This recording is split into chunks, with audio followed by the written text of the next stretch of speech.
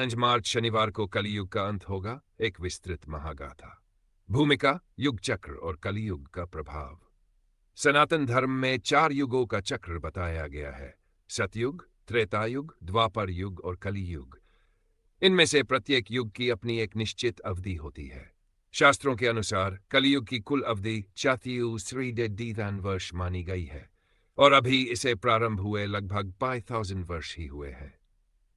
हाल ही में कुछ भविष्यवक्ताओं, ज्योतिषियों और रहस्यमयी ग्रंथों में 9 मार्च शनिवार को एक बड़ी घटना होने की भविष्यवाणी की गई है। कुछ इसे कलियुग के अंत की शुरुआत मान रहे हैं, तो कुछ इसे महाप्रलय का संकेत कह रहे हैं। इस कथा में हम उन संभावनाओं को एक विस्तृत दृष्टिकोण से देखेंगे और ये जानेंगे कि क्या सच में इस दिन कलियुग का अंत हो सकता है। सप्तर्षियों की भविष्यवाणी और ब्रह्मलोक में सभा।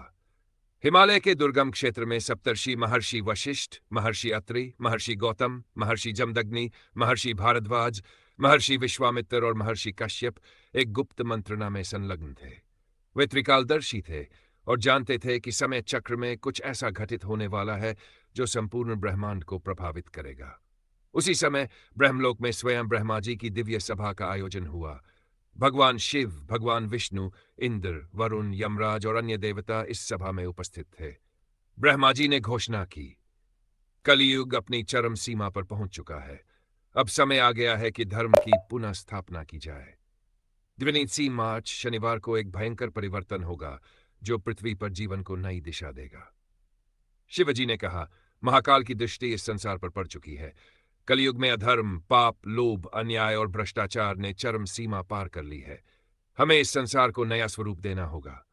विष्णु जी ने उत्तर दिया, अब समय आ गया है कि मैं अपने 10वें अवतार कल्कि के रूप में प्रकट होकर धर्म की पुनर्स्थापना करूं। पृथ्वी पर बढ़ता अधर्म और धर्मात्माओं की चिंता। पृथ्वी पर कलियुग का प्रभाव अत्यधिक बढ़ चुका था। लोग स्वार्थी हो गए थे। रिश्वतखोरी और भ्रष्टाचार अपने चरम पर था।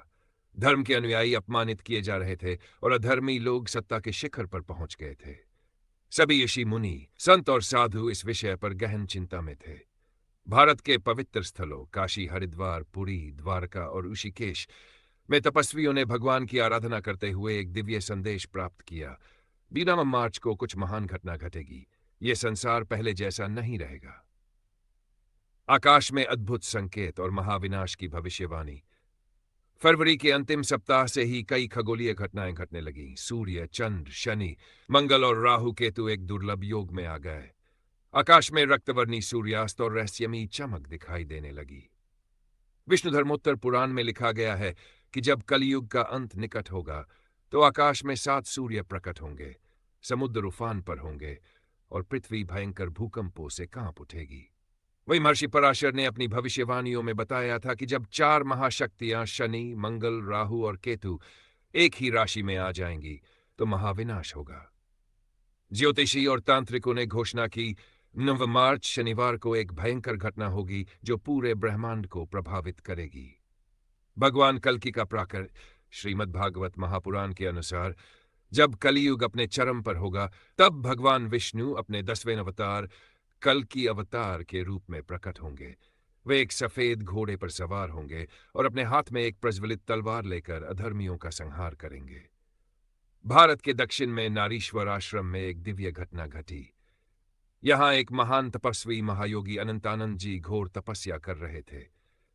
अचानक आकाश से एक दिव्य रथ उतरा। उसमें 4 देवदूत थे। उन्होंने कहा, हे महायोगी, 29 मार्च को भगवान कल्कि प्रकट होंगे और अधर्मियों का संहार प्रारंभ होगा। महायोगी ने इस संदेश को अपने शिष्यों और अन्य संतों को बताया। धर्मात्मा लोग सतयुग की पुनर्स्थापना के लिए तैयार होने लगे। 22 मार्च का महाप्रलय, विनाश और पुनर्जन्म।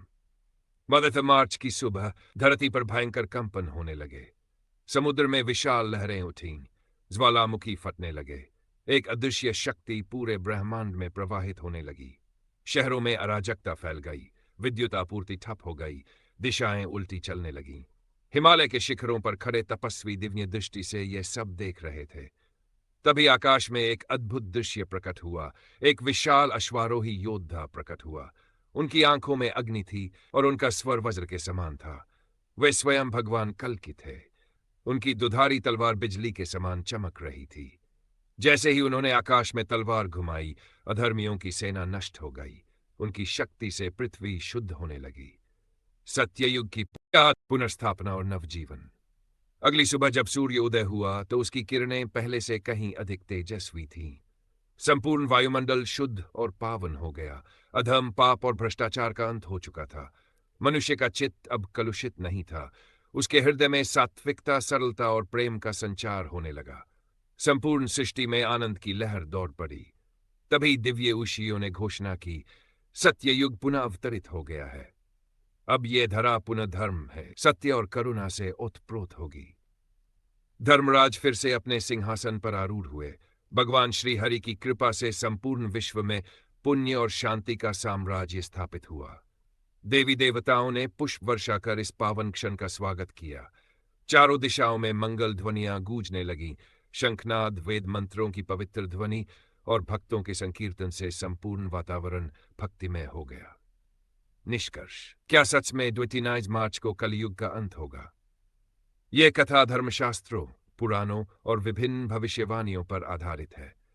अनेक संतों और ग्रंथों में यह संकेत दिया गया है कि एक न एक दिन अधर्म का अंत होगा और धर्म की पुनर्स्थापना अवश्य होगी। किंतु वैज्ञानिक दृष्टिकोण से देखें तो 29 मार्च को किसी महाप्रलय या कलयुग के अंत की कोई स्पष्ट भविष्यवाणी नहीं है। अतः यह कथा हमें केवल एक आदि है। अधर्म कितना भी प्रबल क्यों न हो, अंततः सत्य की ही विजय होती है। धर्म, प्रेम और करुणा ही इस सृष्टि के आधार है और हमें सदैव इनका अनुसरण करना चाहिए। इसलिए हमें सदा सत्कर्मों में प्रवृत्त रहना चाहिए, क्योंकि यही हमारा वास्तविक धर्म है। यदि हम अपने भीतर सत्य, प्रेम और धर्म को स्थापित कर सके तो निश्चय ही हमारे लिए सत्ययुग की पुनर्स्थापना हो सकती है। भगवान श्रीहरि की कृपा सभी भक्तों पर सदैव बनी रहे। यदि आपको यह कथा पसंद आई हो तो कृपया हमारे चैनल को सब्सक्राइब करें, वीडियो को लाइक करें और अपने प्रियजनों के साथ शेयर करें। आपके विचार हमारे लिए अनमोल हैं, तो कमेंट में अवश्य बताइए कि आपको यह कथा कैसी लगी। राधे राधे। जय श्री कृष्णा।